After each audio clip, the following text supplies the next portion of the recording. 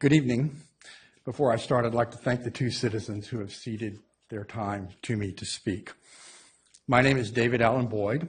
I'm a 20-year resident of Petaluma and the surrounding area. I currently live just west of town. Professionally, I'm an architect, a photographer, and I spent over a decade supporting and developing visualization software. I'm a visualization expert. I'm here because as I have watched the EKN hotel project and associated planning unfold, I've realized that the discussion is lacking in good analytical 3D imaging, good analytical 3D visualization, and there is an over-reliance on developer-biased marketing images to illustrate the visual impact. Zoning ordinances are abstract in their prescription of architectural form, and architectural drawings and renderings can be difficult to understand spatially, and they can be misleading. Most people do not visualize space and form well in the abstract without some training, but good, accurate pictures or series of pictures tell 1,000 words, and conversely, the lack of a good picture obfuscates the truth. I am here because I have the skills to improve the quality of the conversation, and I have volunteered my professional services pro bono to the Petaluma Historic Advocates.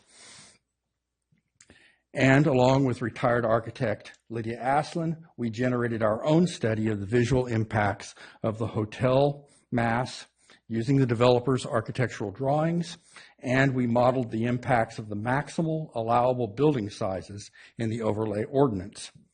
Most of you have probably seen these studies posted on social media.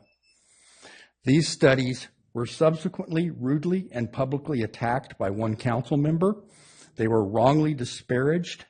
They wrongly disparaged the accuracy of the work and were verbally abusive towards the citizens organized as Petaluma Historic Advocates, many of whom are themselves highly experienced and have contributed generously to the public sphere. These comments were insulting, disrespectful, and mistaken of the facts. My professional experience, my exposure to the planning process involved in the overlay ordinance being considered, and this unfortunate encounter with a council member have led me to 3 deep concerns. First, I'm concerned that the council in general does not fully understand the potential impact of their vote on the future of the built environment in Petaluma Historic's core, because you, the council, have not been given the tools to visualize the impact of your decisions. 2, I am concerned that the council may not respect or care about the opinions or civic contributions of its citizens, many of whom have relevant expertise, institutional knowledge, and who have given a great deal to the community through their public service. 3, I am concerned that the results will be suboptimal and likely a planning failure because the current process violates some key best practices of planning. Visualization increases comprehension. Simulation of process and outcomes reduce risk. Iteration is essential to getting it right, and including all stakeholders in the conversation improves outcomes and builds the support necessary for success. Imagine that you are sitting here tonight, not in opposition to a majority of your constituents, and not being asked to approve an ordinance that is arguably rushed, reverse engineered of an architectural design for a proposed development project, but rather imagine that you are here near the end of a planning process that was fully inclusive of the citizens, local merchants, architects, conservationists, experts in historic preservation, affordable housing advocates, and real estate and development interests. That not everyone is happy, but everyone has been heard and included in the process.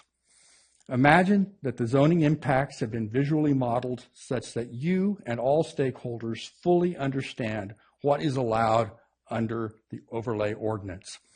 Imagine modeled simulations created by local architects that present possible architectural interpretations of the zoning ordinance, along with other constraints such as land use, building codes, and the state housing mandate.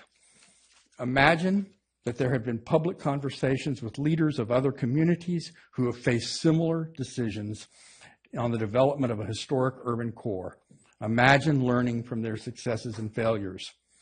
Imagine that this has been an iterative process where the provisions of the zoning ordinance have been carefully evaluated, simulated, and revised where appropriate to yield the best possible plan for the community and its citizens.